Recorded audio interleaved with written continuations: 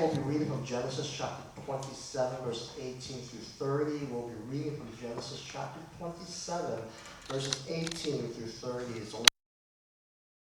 He went to his father and said, "My father?" "Yes, my son," he answered. "Who is it?" Jacob said to his father, "I am Esau, your firstborn. I have done as you told me. Please sit up and eat some of my game so that you may give me your blessing." Isaac asked his son, "How did you find it so quickly, my son?" "The Lord your God gave me success," he replied. And so Isaac said to Jacob, "Come near so I can touch you, my son, to know whether you are really my son Esau or not." Jacob went closer to his father Isaac, who touched him and said, "The voice is the voice of Jacob, but the hands are the hands of Esau." He did not recognize him, for his hands were hairy like those of his brother Esau, so he proceeded to bless him. "Are you really my son Esau?" he asked. "I am," he replied.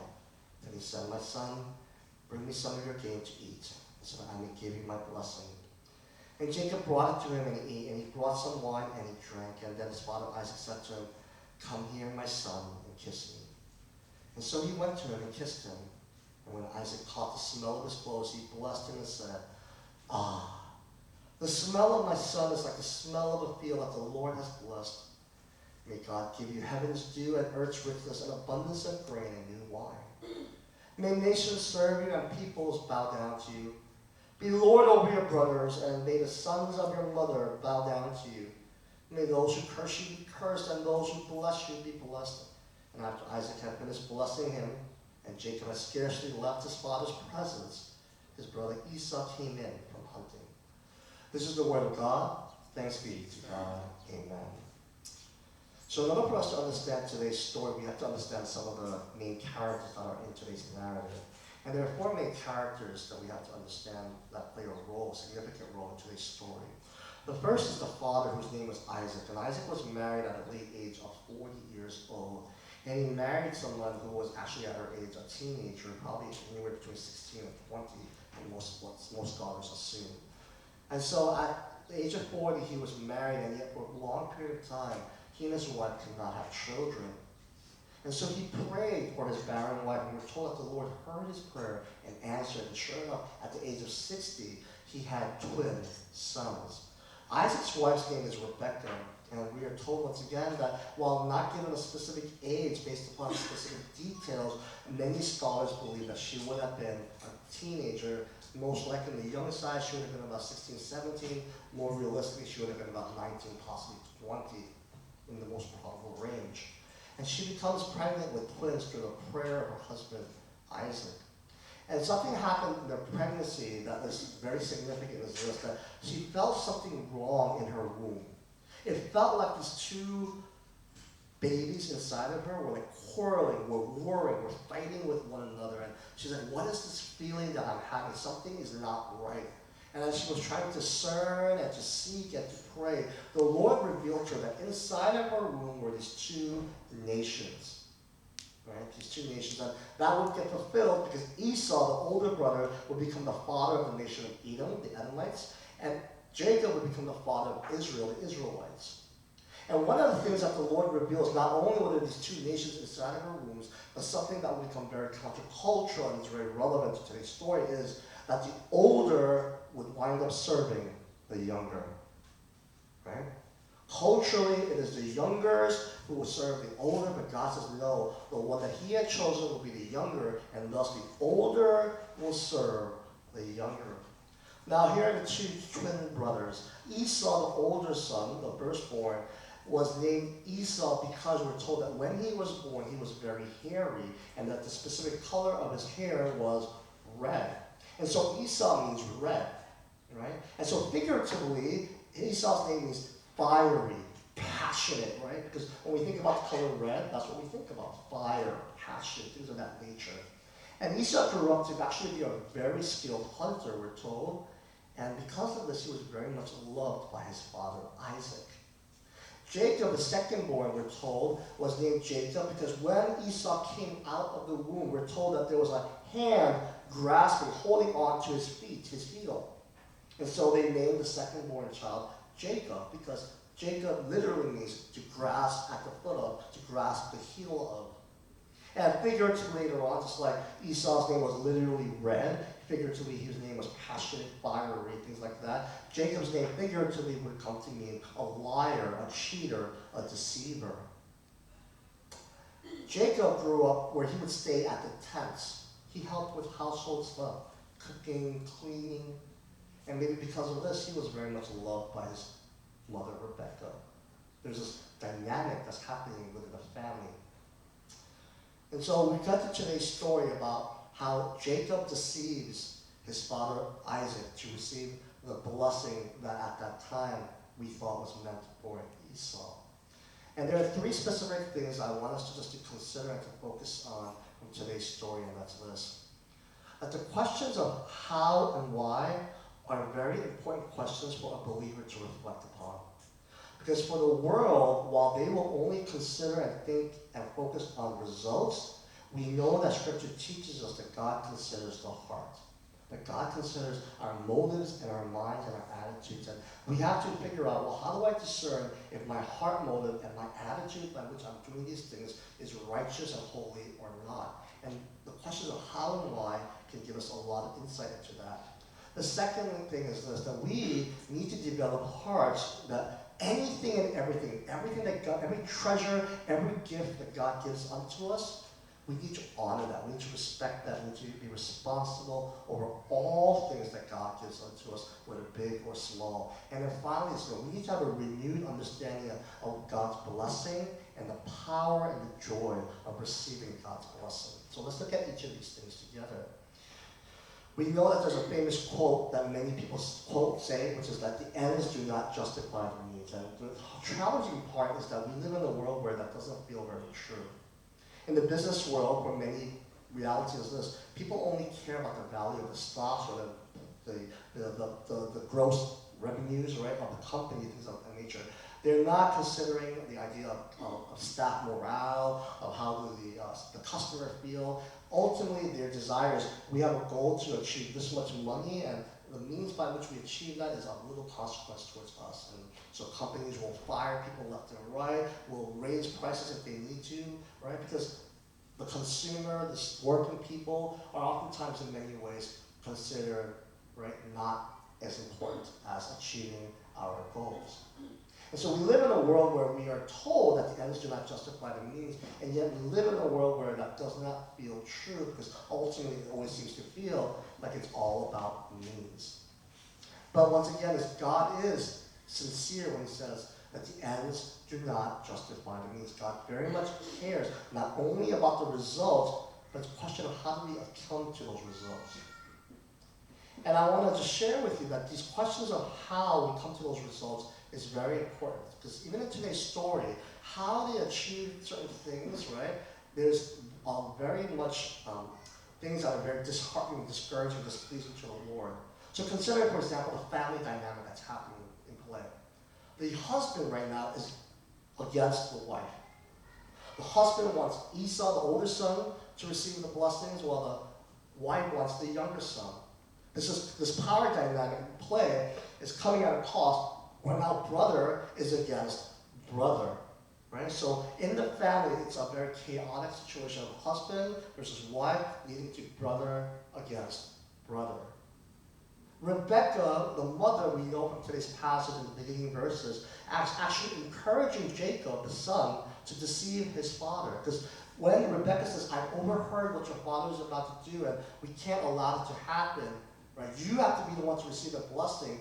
Jacob is saying, look, I don't look, sound, smell like anything like my brother. If I go to my father Isaac, even though he's blind, he's going to quickly realize I'm not Esau. Right? I'm not Esau. And so the mother tells him, look, just follow my instructions. If you do these things, like if you put this fur on your body, right, you'll be able to trick, you'll be able to deceive your father Isaac. The mother is encouraging the son to deceive the father. Jacob, the son, when he goes into the tent, unfortunately is caught because his father is suspicious. Are you really Esau? And so he asks him several different times and in several different ways, very direct questions where Jacob is caught, and so the only way to get out of it is to directly, blatantly lie. So he has to take it a step further. It's not just enough for him to try to kind of deceive, tell those quote-unquote white lies to his father. He has to blatantly lie to his dad. When you look at the questions of, well, how do you come to achieve the things that you wanted to get, you realize how many simple routes they had to begin to take. And that gives you an insight or a revelation of, this is not pleasing to the Lord. This is not holy and righteous before God. And the reason why I challenge you to consider those questions of how is because of this. When we only consider the question of why, because we are simple people, it's very easy for us to deceive ourselves. Look at the story, right, of today's passage. From Rebecca's perspective, this is how she could think.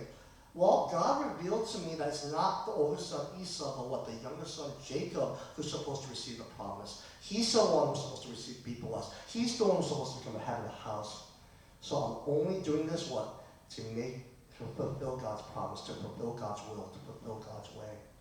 I'm doing it with a good heart, with good intentions, with good motives. Jacob could think to himself, look, my mom has always been there for me. She's always taken care of me. She's always unconditionally loved me. I'm only honoring and obeying my mother's instructions. Isaac the father, even though most likely, though it doesn't explicitly say, we know based upon culture, implicitly he would have known what happened, what God had revealed to Rebekah, because very likely she would have told him. And so Isaac, knowing what God had told Rebekah, says, but I want to follow cultural norms and I want to honor traditions. And so even though God has revealed that it's the younger son who's supposed to receive the blessing, I want to honor traditions and culture, and I want to bless the older son. Each of them, right, in their simple nature, can continue to examine their heart and their motives and deceive themselves into thinking, but I'm doing this for good reasons, I'm doing this with a good heart, I'm doing this with good intentions. But when you look at the methodology of how, you realize, no, but good heart should lead you to holy, righteous methods. But why is it leading you to sinful, unrighteous methods? Let's be honest with students here, right? How many of us, if you've ever cheated on a test, how many of us cheat on a test thinking to ourselves, I'm going to do this to be a bad person? Well, we say, we deceive ourselves. Oh, but I don't want to hurt my parents. They want me to do well in school. My parents spent so much money on sending me to prep school. I have to honor that, right? We easily deceive ourselves into thinking that what the simple actions we've taken is somehow right before the Lord. And that's why it's important for us to examine the totality, not only of why am I doing these things, but how am I doing those things? And if a right heart is not leading to righteous actions, you have to examine that situation. Secondly, once again, is this. Not what we can learn from today's passage is that we each have a heart that honors and treasures all that God gives unto us. This is a story that happens in chapter 25, but will become relevant to today's passage later on. We're told after Esau and Jacob were born, we don't know when, but sometime later, there's a situation where Jacob was in the tent and he was cooking stew, right?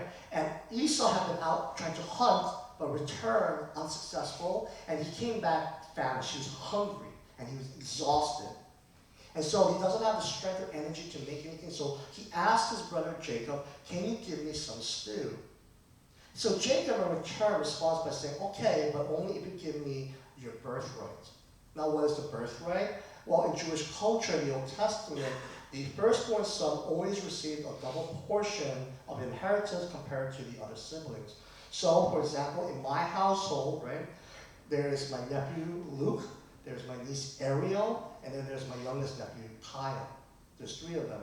In Jewish culture, if there's an inheritance to be received, it is the birthright of the oldest son, Luke, to receive 2/4, right, of the inheritance. Ariel receives 1/4, and Kyle receives 1/4, right? Because the oldest child receives double the other siblings.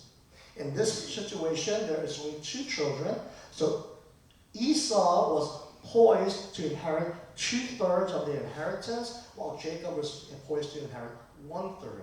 And Jacob is saying, give me that birthright. Give it to me. And what we're told is Esau says, what good is a birthright if I die right now? So here, I'll give it to you. You can take it. I swear on my life, I will not contest it. Now give me some of that stew. And after having eaten that stew, and having drank some water and wine, we're told that Esau walked away from that table and began to despise his birthright. Despise his birthright. He despised what God had given unto him. And brothers and sisters, I want to challenge you, because this is going to come to play later on the story.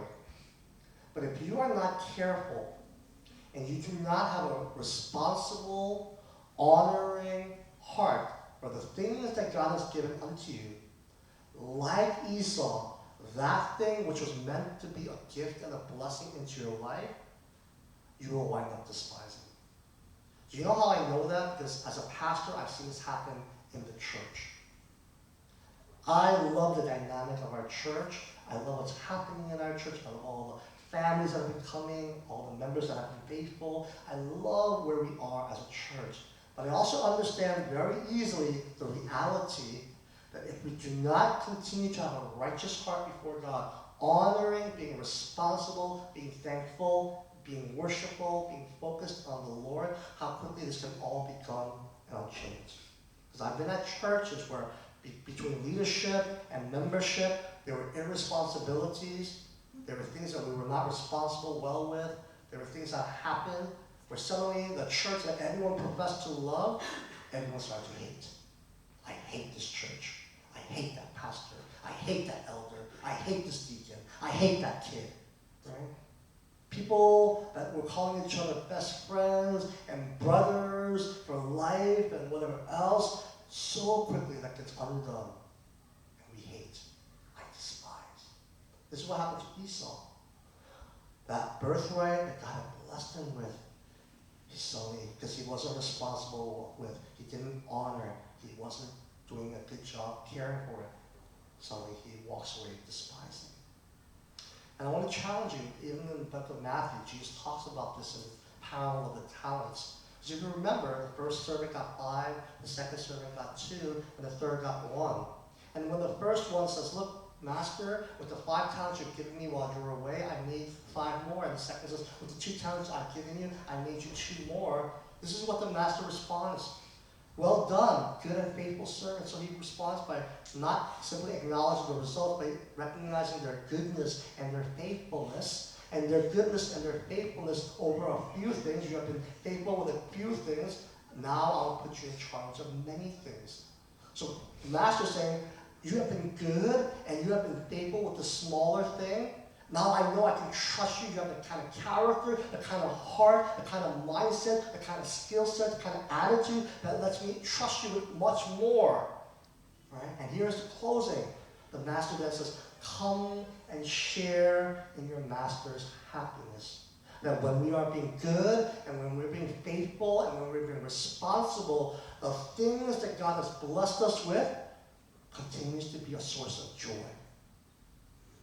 Brothers and sisters, you want your marriage, you want your family, you want your children, you want this church, you want your work to continue to be a source of joy in your life, right? We need to be good and faithful stewards of them. We need to be faithful to those things so that we continue to share in our master's happiness. When we begin to deviate, when we begin to become lackadaisical, when we begin to start to dishonor, when we begin to start to go, whatever else, we become irresponsible, any of those, when we become being abusive to those things, when we become neglecting of those things, unfortunately, the reality is those things that God intended to become a blessing in our life, we wind up despising. It becomes a burden, and we wind up hating it.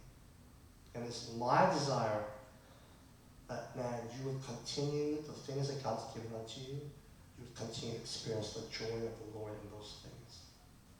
And that if there's areas in our lives, because we've all experienced, for example, church hurt. I've experienced church hurt. That if we've experienced those kinds of hurts where we've come to despise those things that God, we can have those hearts of joy and love be restored, right, in a good way. Finally, we want to just examine together once again what it really means to be blessed by the Lord. What does it mean that God blesses? And what is the power of that? And I want to just start off by saying this. that God's blessings always starts off and is focused centrally on His Word, right? God blesses through His Word. And I want you to understand, even for us today as well, our words, right, have the power to bless. There is great power in our words. So a lot of psychological studies have been done on this, but it's very interesting to note that when a woman is pregnant, right, while the fetus and the baby's in the womb, and even the first year of that baby's life, what they hear makes a huge difference. So they can grow up in very similar kinds of demographics of location, education, socioeconomic status, etc.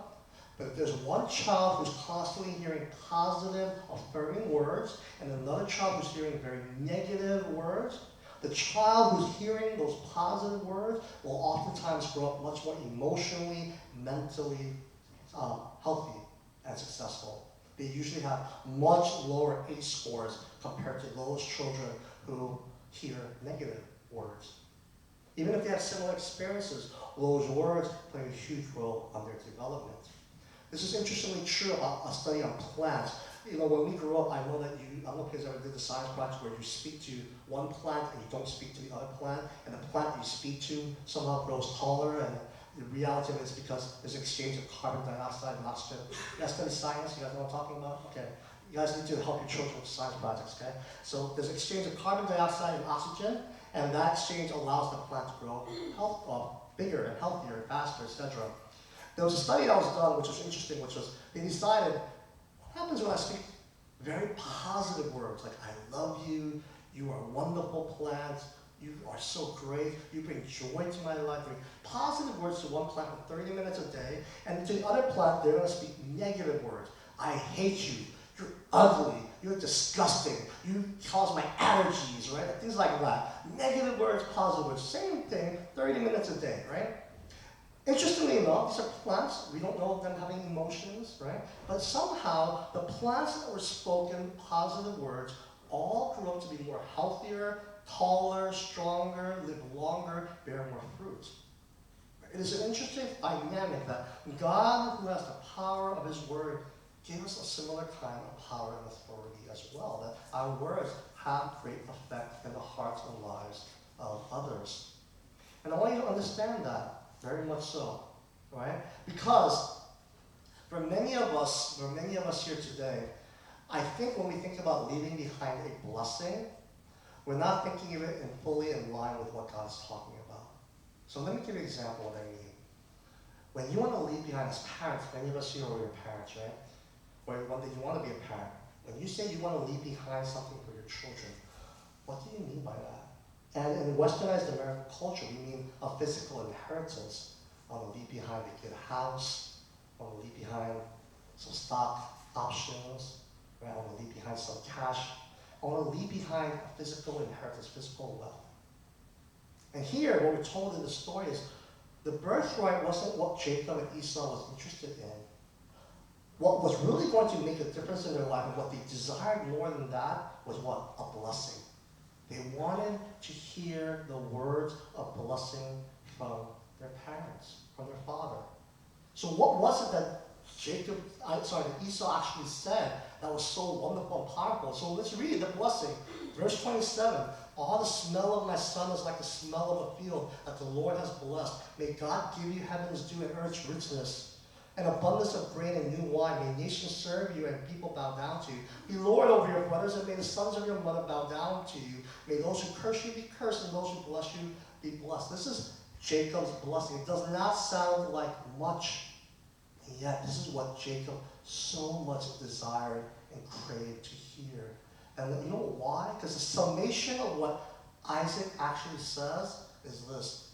Jacob, God has a very specific plan for your life. Because remember what God had revealed to Rebekah? That he would become a nation. He would be one, right, that nations would bow down to. He would be what? This one to whom the older brother would serve. The summation of all the things that Isaac is talking about, saying here is this, is, hey, God has a very specific purpose and plan for you, and my blessing to you is that God's will be fulfilled in your life. May God's will, may God's purpose, may you know it, and may be fulfilled in your life. The greatest thing for our children, right, is to know the heart and the will of God, and for us to be a support to allow that to be fulfilled in their lives. It is so different from the mindset of this world, and we have to start to understand that. Because if we're not careful, we too are trying to leave behind an inheritance of a birthright, when what the Bible says our children need is the inheritance of a blessing. They need to know the heart of God the Father for their lives. They need to know the purposes and the plans of God in their life. And they need our support in seeing that heart, seeing that purpose and plan being fulfilled in their life. Let me close with this, okay? Because I wanted to go back to what I said earlier. Remember what happened to Esau and his attitude towards the birthright, and how that plays a factor into the story? The reason why I say that is because of this. Many people inaccurately think that somehow Jacob got a blessing and Esau got upset because now he doesn't have a blessing. But that's not what happens. When you read the story, when Esau returns, Esau says to his father, "Father, are you such a weak, pathetic man? Are you a man that only has one blessing? No, of course not. So bless me also." So in verse 39, the father Isaac does, and this is what he says: "Your dwelling will be away from the earth's richness, away from the dew of heaven above. You will live by a sword, and you will serve your brother. But when you grow restless, you will throw his yoke from off your neck." Esau heard this, was dejected, angry, and upset again. Why? Because in his mind, he felt the blessing he needed to receive was about inheriting something great. And what his father says is, you're going to be a support, you're going to help your brother, you're going to serve your brother, you're going to protect your brother, you're going to honor your brother, and that's going to be the blessing in your life. But Esau said, "No, that's not the kind of blessing I want," and he rejected it. But in actuality, you know what Isaac is saying to Esau? Exactly what God had revealed to Rebekah. "Son, just like I said to your brother, my blessing to you is this: may you know